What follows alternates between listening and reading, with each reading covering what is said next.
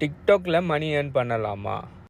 So டிக்டாக்ல பார்த்தீங்கன்னா நான் ஆல்மோஸ்ட் 2 இயர்ஸுக்கு மேலே கன்சிஸ்டண்ட்டாக கண்டென்ட் க்ரியேட் பண்ணிட்டு இருக்கேன். கிட்டத்தட்ட 3 வருஷத்துக்கு மேலே. நான் டிக்டாக் ஆரம்பிக்கிறதுக்கு முதல் இந்த டிக்டாக் பார்த்தீங்கன்னு சொன்னால் மியூசிக்கலி இந்த நேமில் இருந்து எத்தனை பேர் தெரியுமோன்னு தெரியா. ஓகே, மியூசிக்கலின்னு தான் இது ஆரம்பிச்சு. ஓகே, மியூசிக்கலின்னு சொல்லி ஆரம்பிச்சு அதுக்கப்புறம் அதை டிக்டாக்னு வந்தாங்க. அந்த மியூசிக்கலின்னு வாரத்துக்கு முதல் டப் ஸ்மேஷ்ன்னு சொல்லி ஒரு விஷயம் ஒன்று இருந்துச்சு. 2015-16 அந்த பீரியடில் டப் ஸ்மேஷில் இருந்து நான் கண்டென்ட் க்ரியேட் பண்ணுறேன். ஓகே, டப் ஸ்மேஷ்லாம் அது லிப் சிங்கிங் மட்டும்தான். டப் ஸ்மேஷ் அது செஞ்சு அதுக்கு பிறகு மியூசிக்கலின்னு ஆரம்பிக்கக்குள்ள அதுலேயும் கண்டென்ட் க்ரியேட் பண்ணலாம். கன்சிஸ்டன்ட் இல்லை, ஆனால் லாஸ்ட் 2 இயர்ஸாக கன்சிஸ்டண்ட்டாக வீடியோ செஞ்சுட்டு இருக்கேன். லாஸ்ட் 1 இயராக ஒரு நாள் கூட மிஸ் பண்ணாமல் கன்சிஸ்டண்ட்டாக நான் டிக்டாக்ல வீடியோ செஞ்சுட்டு இருக்கிறேன். சில ஆட்களுக்கு ஜென்யூனாகவே ஒரு கொஷின் ஒன்று இருக்குது. ஓகே, நீங்கள் இவ்வளோ மெனக்கேட்டு டிக்டாக்ல கன்சிஸ்டண்ட்டாக கண்டினியூ வீடியோ போடுறீங்க, ஸோ உங்களுக்கு பேக்கெண்டில் எவ்வளோ மணி ஏர்ன் பண்ணுறீங்க, ஓகே டிக்டாக் உங்களுக்கு எவ்வளோ பே பண்ணுன்னு சொல்லி ஒரு ஜென்யூனான ஒரு கொஷின் ஒன்று இருக்கு. கொஞ்சம் பேருக்கு சில ஒரு எண்ணெய் குடிக்கிற விஷயங்களான அந்த வகுத்தறிச்சல் சம்மந்தமான அந்த கொஷின்களும் இருக்குது. ஓகே, நீ டிக்டாக்ல வீடியோ போட்டு கோடிக்கணக்கில் உழைக்கேடான்னு சொல்லி அப்படி எனக்கு டிரெக்டாகவே 2-3 பேரும் கேட்டிருக்காங்க. எத்தனை லட்சம் உழைச்சிருக்கே டிக்டாக்ல இந்த வீடியோலாம் போடுறதால, டிக்டாக் உனக்கு எத்தனை லட்சம் பே பண்ணியிருக்குன்னு சொல்லலாம். அந்த ஈனோ தேவையுடைய நபர்களும் கொஷின் கேட்டிருக்காங்க. சிலாக்களும் ஜென்யூனாகவே நம்மளும் டிக்டாக் இது கண்டென்ட் க்ரியேஷனுக்குள்ளே போவோம், இதில் எவ்வளோ ஏர்னிங் பொட்டென்ஷியலிங்கன்னு சொல்லி சிலாக்களும் ஜென்யூனாகவும் கொஷின் இருக்குது. ஸோ டிக்டாக் எனக்கு இவ்வளோ காலத்துக்கு நான் கிட்டத்தட்ட இவ்வளோ காலம் நான் சொன்ன அந்த டேட்டுக்கு இவ்வளோ காலத்துக்கு நான் கண்டென்ட் க்ரியேட் பண்ணது டிக்டாக் எனக்கு எவ்வளோ பே பண்ணிருக்கீங்கன்னு சொன்னால் 0. ஓகே, $0 எனக்கு தான் பே பண்ணியிருக்காங்க. அதாவது டிக்டாக்ல பார்த்தீங்கன்னு சொன்னால் மொனடைசேஷன் ஆப்ஷன் இப்போ ரீசெண்டாக தான் கொண்டு வந்திருக்காங்க. அதுவும் US and UKக்கு மட்டும்தான்.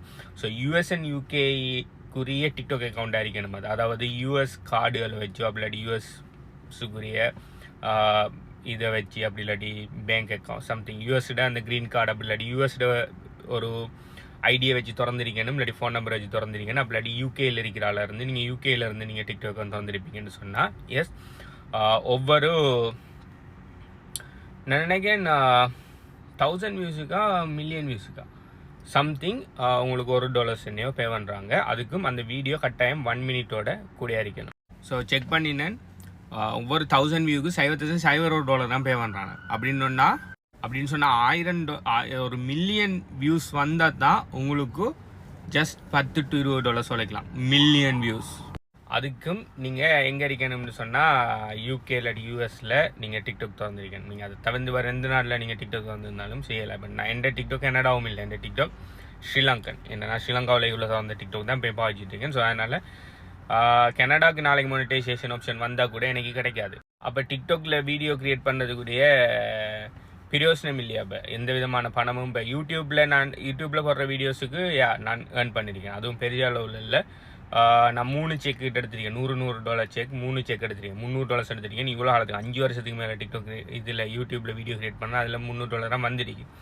ஸோ இதில் பெரிய அளவில் கண்டென்ட் க்ரியேஷனுக்கு ஏர்னிங்ஸ் இல்லை. நீங்கள் கண்டென்ட் க்ரியேட்டராக இருந்து ஏர்னிங் எடுக்கணும்னா நீங்கள் என்டர்டைன்மெண்ட் நீச்சில் இருக்கணும். ஓகே, என்ன மாதிரி எடுகேஷன் நீச்சில் இருப்பீங்கன்னா உங்களுக்கு அந்தளவுக்கு ஏர்னிங் கிடைக்காது. நீங்கள் என்டர்டைன்மெண்ட் நீச்சில் இருப்பீங்கன்னா நீங்கள் டான்ஸ் அடிக்கிறது அப்படி இல்லாட்டி மேக்கப், மூவி, ட்ராமா இதை மாதிரியான இதில் நீச்சல் இருப்பீங்கன்னா உங்களுக்கு பயங்கரமான வியூஸ் போகும். பயங்கரமான வியூஸ் போகக்குள்ள இதை மாதிரியெல்லாம் எல்லா வீடியோஸுக்கும் மில்லியன் கணக்கில் வியூஸ் போகக்குள்ள லைக் ஒரு மேக் சென்ஸ் லைக் $10-20 நீங்கள் கன்சிஸ்டண்டாக ஏர்ன் பண்ணலாம். ஆனால் நீங்கள் எஜுகேஷன் நீச்சில் இருப்பீங்கன்னா மேக்ஸிமம் வியூஸ் போகிறது 1000-10,000 வியூஸ் தான் போகும். ஓகே, 1000-10,000 தான் மேக்ஸிமம் வியூஸ் போகும் நம்மளை எஜுகேஷன் நீச்சிக்கு. ஓகே, அதுவும் தமிழில் நான் கண்டென்ட் கிரியேட் பண்ணேன். நீங்கள் இங்கிலீஷ் இன்னொன்னா கூடிய போகிற சான்ஸ் இருக்குது தமிழில்.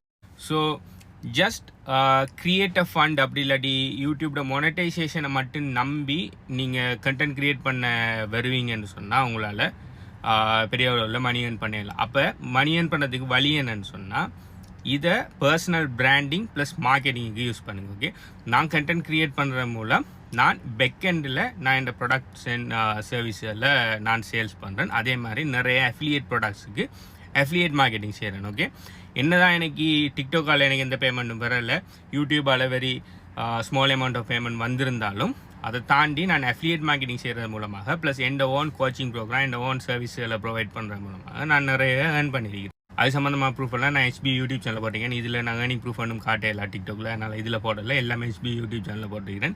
என்ன மாதிரி என்னென்ன விஷயத்தில் எவ்வளோ ஏர்ன் பண்ணிங்கன்னு சொல்லி எல்லாத்தையும் ட்ரான்ஸ்பேரண்ட்டாக நான் போட்டிருக்கிறேன். ஓகே, ஸோ டிக்டாக்ல கண்டென்ட் கிரியேட்டர் ஆகுவீங்கன்னு சொன்னால் நீங்கள் அதுக்கான டிக்டாக் இவ்வளோ பே பண்ணு இல்லையா, அது இல்லையா இது இல்லையன்னு சொல்லி. அப்போ இந்த டிக்டாக்ல இவங்க தார அந்த மொனடைசேஷனை மட்டும்தான் நம்ம நம்பி வாழணும்னு சொன்னால் யாருமே கண்டென்ட் கிரியேட்டர் ஆக மாட்டாங்க. ஓகே, எல்லாருக்குமே முதலாவது பிராண்ட் டீல் எடுக்கலாம். இப்போ நீங்கள் ஒன்று அஃபிலியேட் மார்க்கெட்டிங் செய்யலாம். நீங்கள் என்ன நீச்சில் கண்டென்ட் கிரியேட் பண்ணீங்களோ அது ரிலேட்டடான ப்ராடக்ட் அண்ட் சர்வீஸுகளை நீங்கள் ப்ரொமோட் பண்ணலாம். Okay, affiliate marketing பேக்கெண்டில்.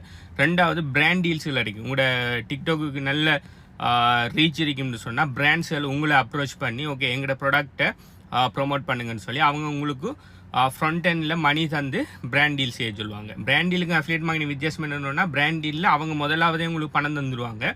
ஸோ அந்த வீடியோக்கு எவ்வளோ வியூஸ் போகுது, அவங்களுக்கு எவ்வளோ சேல்ஸ் வருதுங்கலாம் உங்களோட வெரிஜினல். ஓகே, நீங்கள் வீடியோ செஞ்சு கொடுத்தா சரி அதுக்கு பணம் தந்துடுவாங்க. ஆனால் அஃபிலியேட் மார்க்கெட்டிங் அப்படி இல்லை. அஃபிலியேட் மார்க்கெட்டிங்கில் பார்த்தீங்கன்னு சொன்னால் நீங்கள் அஃபிலியேட் பார்ட்னர்ஷிப்பில் நீங்கள் என்ன செய்வீங்கன்னா உங்களோட அஃபிலியேட் லிங்கை போடுவீங்க. அந்த லிங்க்கு கூட எத்தனை பேர் போய் அந்த ப்ராடக்ட் அண்ட் சர்வீஸை வாங்குறாங்க பாவிக்காங்கிற பொறுத்து தான் உங்களுக்கு சேல்ஸ் இருக்கும்.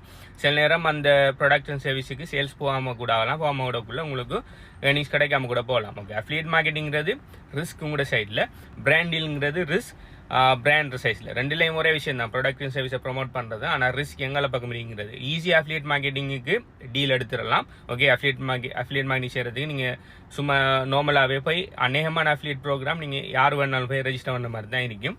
ஆனால் பிராண்ட் டீலுங்கிறது கம்பெனி முதலாவது உங்களை ரிசர்ச் பண்ணி உங்களோட ஃபாலோவர்ஸ்லாம் உண்மையான ஆக்கலாம், உங்களுக்கு எந்த மாதிரி எங்கேஜ்மெண்ட் போதோ உங்களோட இதுக்கு அவனோட ப்ராடக்ட் அண்ட் சர்வீஸ் ரிலேட்டபிளான சொல்லி எல்லாத்தையுமே வெரிஃபை பண்ணதுக்கப்புறம் உங்களுக்கு பிராண்ட் டீலுக்கு ஒத்துக்கொள்வான். அப்படி ஒத்துக்கொண்டாலும் அவன் நெகோஷியேட் பண்ணி எவ்வளோ குறைஞ்ச அளவு உங்களுக்கு பே பண்ணணுமோ அவ்வளோதான் பார்ப்பான். ஓகே, ஸோ பிராண்ட் டீல் எடுத்த உடனே உங்களுக்கு கிடைக்காது. அதுக்குன்னு சொல்லி உங்களுக்குன்னு சொல்லி ஒரு குறிப்பிட்ட ரெப்யூட்டேஷனை நீங்கள் உருவாக்கினப்புறம் பிராண்ட் டீல்களை பற்றி நீங்கள் யோசிக்கலாம். அதுக்கு முதல்ல நீங்கள் பிராண்ட் டீலை யோசிக்க தோலாம். ஆனால் அஃபிலியேட் மார்க்கெட்டிங் நீங்கள் டே 1 நீங்கள் அஃபிலியேட் மார்க்கெட்டிங் செய்ய ஆரம்பிக்கலாம். ஓகே, ஸோ கண்டென்ட் கிரியேட் பண்ணுறது மூலம் மணி மேக் பண்ணணும்னு சொல்லி நீங்கள் டிக்டாக்ல நினைப்பீங்கன்னு சொன்னால் affiliate marketing and brand deal நல்ல ஆப்ஷன்.